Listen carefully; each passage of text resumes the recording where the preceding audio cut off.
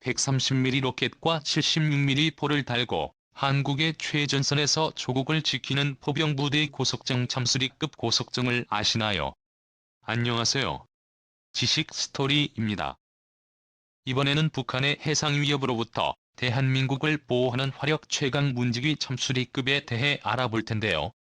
과거 북한과의 연평해전에서 우리나라를 지킨 참수리급과 최근 새롭게 개발된 신형 참수리와의 차이점도 함께 살펴보겠습니다.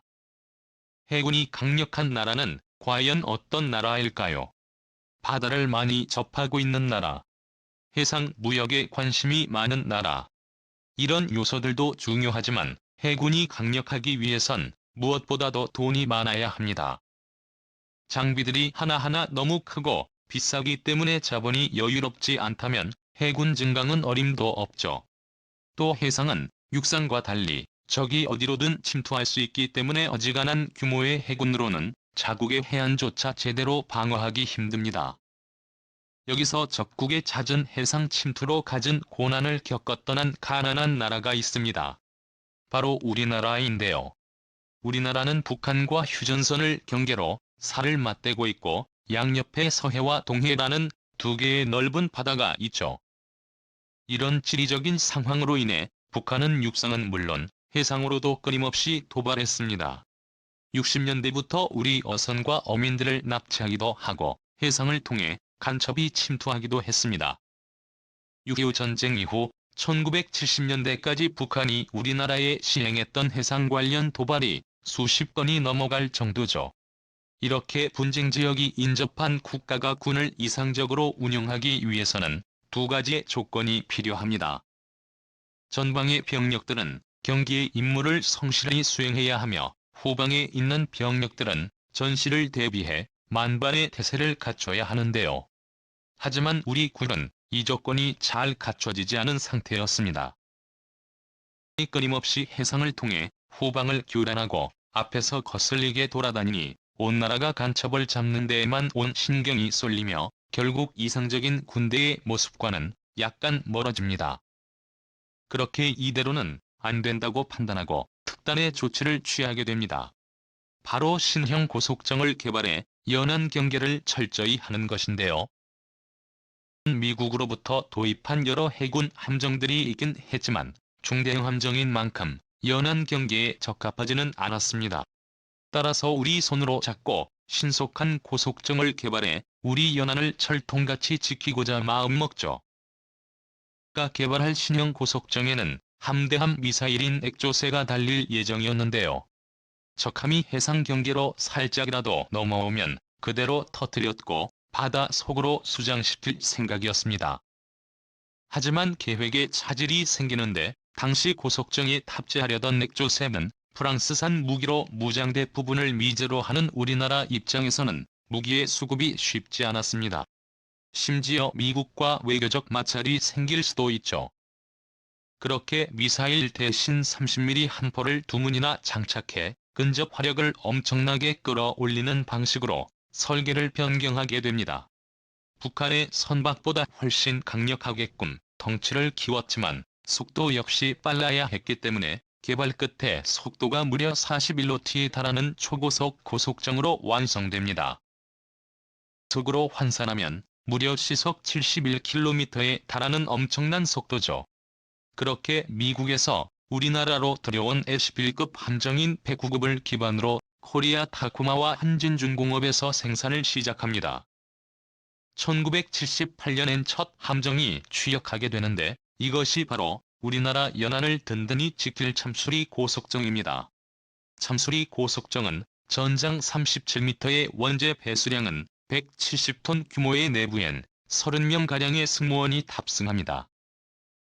또는 38에서 40노트죠. 이 작은 배에 무장이 가득 들었는데요. 30mm 위연장포와 40mm 보포스포가 있으며 20mm 기관포도 두 문 달려 있습니다. 거기다 미스트랄 대공 미사일과 각종 기관총이 대전까지 탑재됩니다. 참수리는 1978년부터 1993년까지 무려 13차례의 도입 사업을 거치며 105척의 함정이 도입되었는데 어김 기간에 걸쳐 100여 척이 생산될 만큼 무장이 각양각색입니다. 앞서 설명한 재원은 여러 형태의 함정 중 하나일 뿐입니다. 20mm 벌컨포를 한 포로 탑재한 함정도 있고 여러 이유로 시행되지 못했던 넥조세 대함미사일을 탑재한 버전도 있습니다. 심지어 크레인이 달린 함정도 있죠. 이렇게 많이 생산된 참수리 고속정은함이 아니라 정이라는 이름을 사용하는데요. 그 이유는 배의 크기 때문입니다. 우리나라는 만재 배수량을 기준으로 500톤이 넘어가면 함, 그 이하의 함정은 정이라고 부릅니다. 그래서 500톤 이상의 초계함, 호위함, 구축함 등은 모두 함이라는 이름으로 명명되죠. 만재 500톤 이하에 붙는 정이라는 이름 때문에 뭔가 작고 귀엽고 연약할 것 같지만 참수리 고속정을 엿보다간 큰 코 다칩니다. 참수리는 정말 동해와 서해 가릴 것 없이 우리 해안을 수호하기 위해 쉴 새 없이 돌아다니는데요. 여기서 참수리의 역사에 매우 큰 사건이 일어나게 됩니다. 바로 연평해전이었죠. 서해 북방 한계선 인근 우리도서 인연평도 인근 바다에서 벌어져 연평해전이라고 명명된 이 해전은 1차와 2차 두 차례나 치러집니다. 먼저 1차는 1999년 6월 15일에 발발합니다. 우리 해군 장병 1명이 부상당했지만 북한의 경비정 1척을 수시키고 5척을 파손시키며 우리 해군의 승리로 기록되죠. 하지만 2002년에 발발한 2차 연평해전은 상황이 좀 달랐는데요. 겁이 한창이던 2002년 6월 29일 북한의 경비정이 다시 한번 남쪽으로 기습 침입하며 전투가 시작됩니다. 이번 해전 역시 우리 해군이 승리를 가져오긴 했지만 6명의 장병이 전사했으며 18명이 부상당하고 참수리 한 척이 침몰하게 됩니다. 평해전의 구체적인 상황은 다음 기회에 좀 더 자세히 살펴보도록 하겠습니다. 이렇게 큰 피해를 입은 연평해전은 이후 참수리 고속정이 후속 개발 사업에 영향을 미치는데요. 당시 우리나라는 참수리 고속정이 노화로 이를 대체할 300톤 규모의 고속정을 개발하려는 상황이었습니다. 우리는 제대로 된 후속 함정을 위해 두 개의 개발 노선을 택하는데 첫째는 만재 500톤이 넘는 함정, 둘째는 참수리보다는 크지만 비교적 규모가 작은 함정으로 이 두 가지 함정 개발을 동시에 추진합니다. 500톤이 넘는 크기의 함정은 건독 수리의 사업으로 명명되었으며 이후 2차 연평해전에서 전사한 고윤영하 소령의 이름을 따 윤영하급으로 개발되어 차후 배치됩니다. 또 작은 크기의 함정은 건독 수립이라는 이름으로 사업이 진행되었는데요. 2016년에 개발이 완료되며 이는 기존의 이름을 그대로 이어 참수리 고속정으로 명명되었습니다. 대신 영문 명칭은 바뀌었는데 기존의 참수리 고속정은 페트롤 킬러 미디움의 약자로 PKM이었지만 신형 참수리 고속정은 페트롤 킬러 미디움 로켓으로 로켓을 장착한 고속정이라는 의미를 담았습니다. 줄여서 PKMR이라고 부르죠. 그럼 성능을 더 자세히 살펴볼까요? 신형 참수리 고속정은 전장 44.7m에 맞자 250톤으로 기존보다 규모가 커졌습니다. 여기서 시스템 자동화를 도입하며 탑승 인원은 23명이면 충분하죠. 속도는 시속 40노트로 기존보다 2배 서이 노트가 빨라졌으며 추진 방식은 기존의 디젤 엔진에서 워터제트로 바뀌었습니다. 무장으로는 76mm 함포와 12.7mm 원격 조종 기관총이 두정 장착되었습니다. 여기다 비룡 130mm 대함 유도로켓과 KH-740 통로에도 장착하고 있습니다. 체프와 플레어도 있어 유도무기에 대한 교란도 가능하죠. 신형 참수리 고속정의 핵심은 로켓이라고 볼 수 있는데요. 비룡 130mm 유도로켓은 사거리가 20km에 달하기 때문에 각각이 따라붙을 필요도 없이 진입하는 적의 함정들을 공격할 수 있습니다. 이 말은 적은 수위 함정으로도 넓은 해역을 커버할 수 있다는 말이죠. 기존의 기관포로는 여러 번 유타를 날려야 했지만 로켓한 도발이면 충분히 적이 함정을 요강림에게 보낼 수 있을 만큼 화력면에선 감히 적들이 따라올 수 없습니다. 심지어 대지 능력도 제한적으로 있기 때문에 여차하면 적이 지상 병력도 공격할 수 있습니다. 배도 부숴버리는 함포로 차량을 쏘아버리면 그냥 비닐처럼 찢어지겠죠. 부무장으로 달린 12.7mm 중기관 총 2정은 원격 조종이 가능한데요. 선내에서 나오지 않고도 쏠 수 있기 때문에 적과의 교전에서 우리 승조원들의 안전이 보장됩니다. 메인 무장인 함포는 말할 필요도 없이 정말 거대합니다. 기존의 30mm와는 비교도 안 되는 72mm 규모의 함포가 탑재되었는데 이는 무려 초계함급에 사용되는 크기입니다. 이 정도 함포면 북한의 고속정 정도는 바닥에 구멍이 송송 나버리겠죠.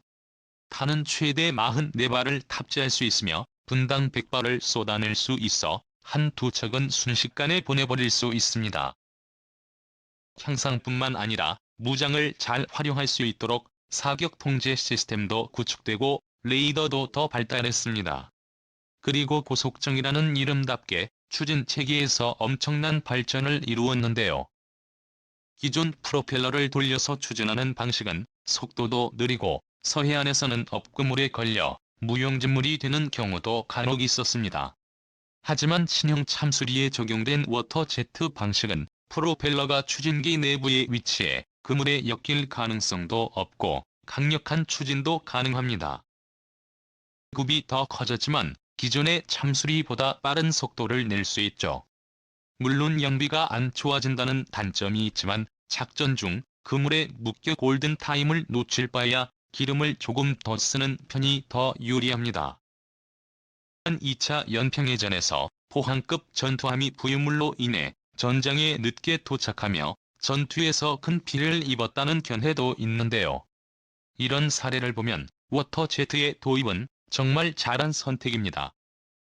그리고 북한의 무장도 점차 첨단화가 이루어지고 있으니 유도무게를 교란할 체포와 플레어가 장착되었고 적이 무전기를 비롯한 전자기기를 방해하는 이 세밀한 전자장비도 탑재되어 있습니다. 지금까지 참수리 고속정은 1, 2차 연평해전은 물론 수많은 북한의 해양 침범을 일선에서 대응해왔습니다. 이후 신형 참수리와 윤영하급이 등장하며 기존의 참수리가 점차 대체되고 있는데요.